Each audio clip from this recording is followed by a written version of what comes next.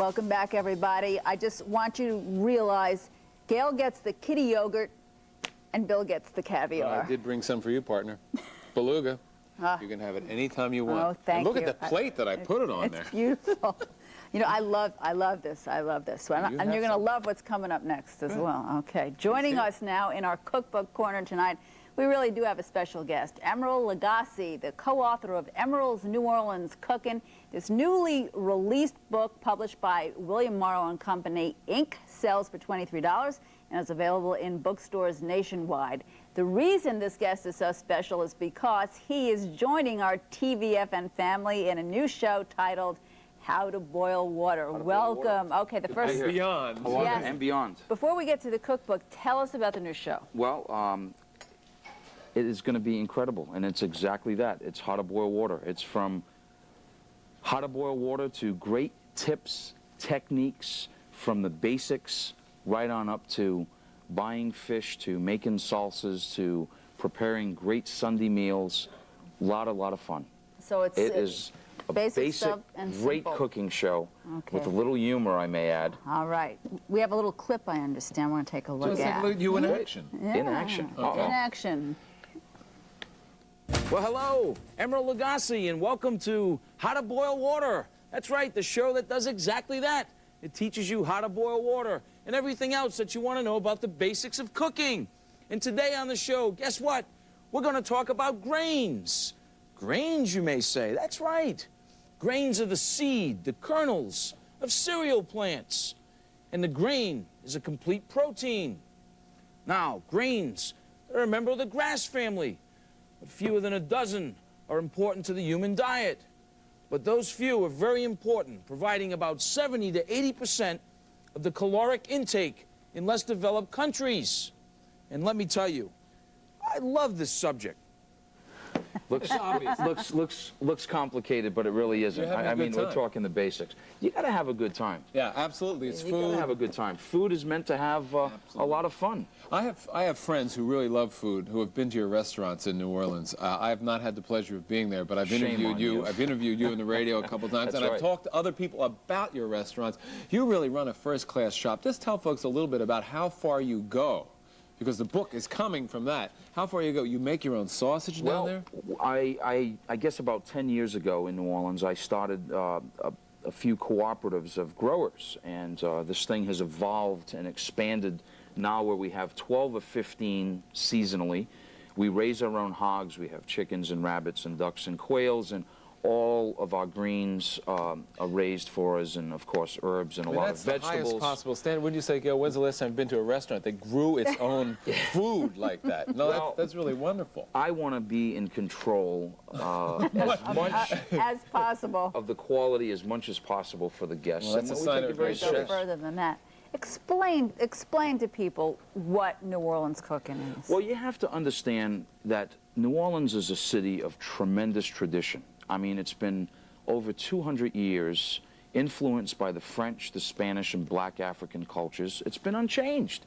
It's fabulous, but it's been unchanged. And then it's evolving, and now it's evolving. And what New Orleans cooking is, basically, is that respect of that foundation, but adding ingredients and techniques of other cultures into that foundation, which makes New Orleans cooking. And I think the biggest thing that people are confused about is, well, is that Cajun or is that Creole? Is that Creole or is that Cajun? Or is it hot or is it...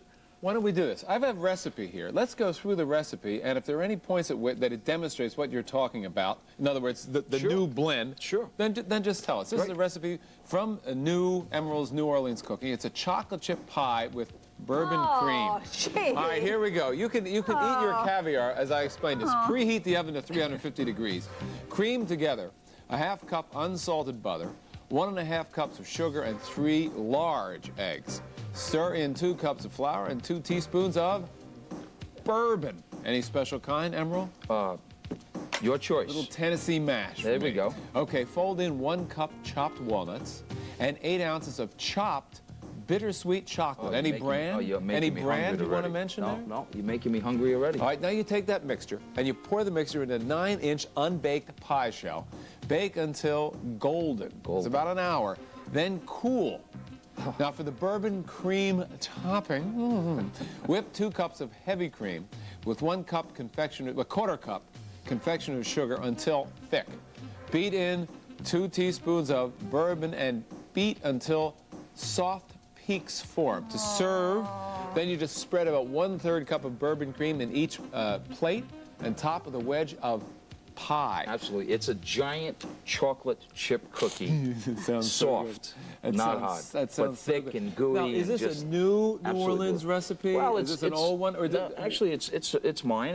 It's a creation of about 6 or 7 years ago.